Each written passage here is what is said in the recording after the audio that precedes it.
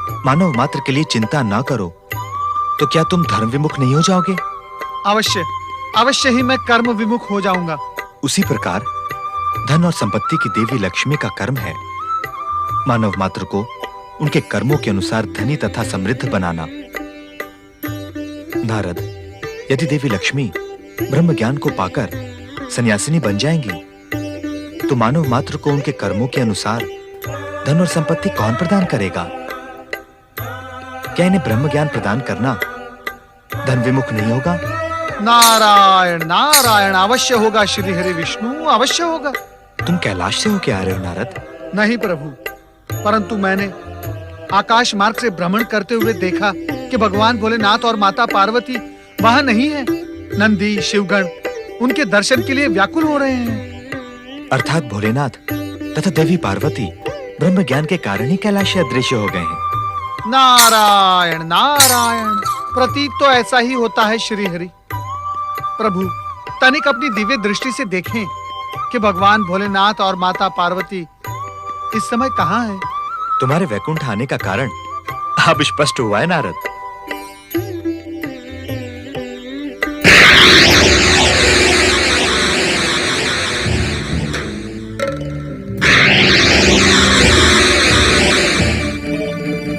नारद, हमें तो एक विशाल हिम शिवलिंग के अतिरिक्त कुछ भी दिखाई नहीं दे रहा।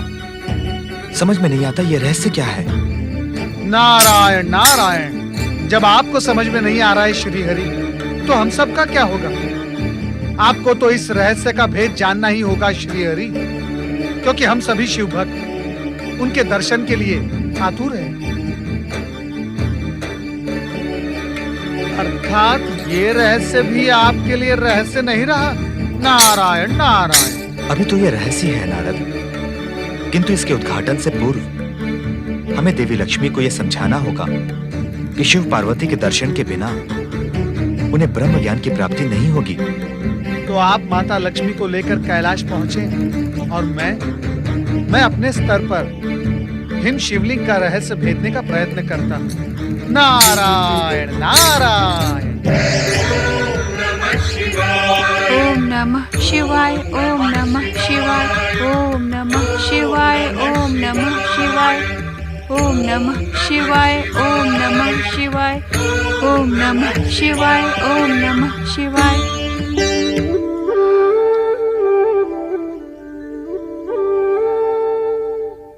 ऐसे क्यों देख रहे हैं मुझे?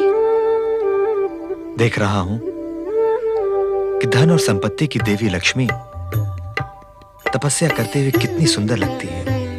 परिहास न करें स्वामी, शिव कृपा से आप स्वयं ब्रह्म ज्ञानी हैं। मुझ दासी पर कृपा करें और मुझे भी ब्रह्म ज्ञान प्रदान करें। प्रयत्न करते करते मैं निराश हो गई हूँ। हमें ज्ञात है देवी लक्ष्मी कि शिव कृपा के बिना ब्रह्म ज्ञान प्राप्त होना असंभव है। शिव कृपा प्राप्त करने का प्रयास तो मैं लंबे समय से कर रही हूँ। शिव कृपा प्राप्त करने का अथवा ब्रह्म ज्ञान प्राप्त करने का, दोनों एक ही बात है। नहीं देवी लक्ष्मी, ब्रह्म ज्ञान प्राप्त करने के लोभ में आपका मन शिव भक्ति में रम ही नहीं रहा है। ऐसी स्थिति में आपको शिव भक्ति कैसे प्राप्त हो सकती है? देवी, ब्रह्म ज्ञान उसी को प्राप्त होता है जो उसका पात्र होता है। तो क्या मैं ब्रह्म ज्ञान के लिए अपात्र हूँ? देवी, यह जानने के लिए हमें कैलाश चलना होगा। ये प्रयत्न तो हम पहले भी कर सकते थे। अवश्य, किंतु समय से पूर्व और शिव इच्छा के बिना कुछ भी संभव नहीं होता देवी लक्ष्मी। ओम नमः शिवाय, ओम नमः शिवाय, ओम नमः शिवाय, ओम नमः शिवाय, ओम नमः शिवाय, ओम नमः शिवाय। देवी सरस्वती, जिस ब्रह्म ज्ञान को प्राप्त करने के लिए तुम लंबे समय से प्रयत्नशील हो, वो तुम्हें किसी एकांत स्थान में स्थित हिम शिवलिंग के दर्शनों के बिना प्राप्त नहीं हो सकेगा। स्वामी, ये रहस्य आपने अब तक क्यों नहीं बताया? शिवेच्छा के बिना कुछ भी संभव नहीं होता देवी, और ये संकेत भी मुझे कुछ क्षण पूर्व ही शिव शंकर की कृपा से ही प्राप्त हुआ था। पवित्र हिम शिवलिंग के दर्शन का सौभाग्य हमें कैसे प्राप्त होगा स्वामी? वो किस स्थान पर है? इसका ज्ञान तो हमें कैलाश पहुंचने पर ही होगा। ओम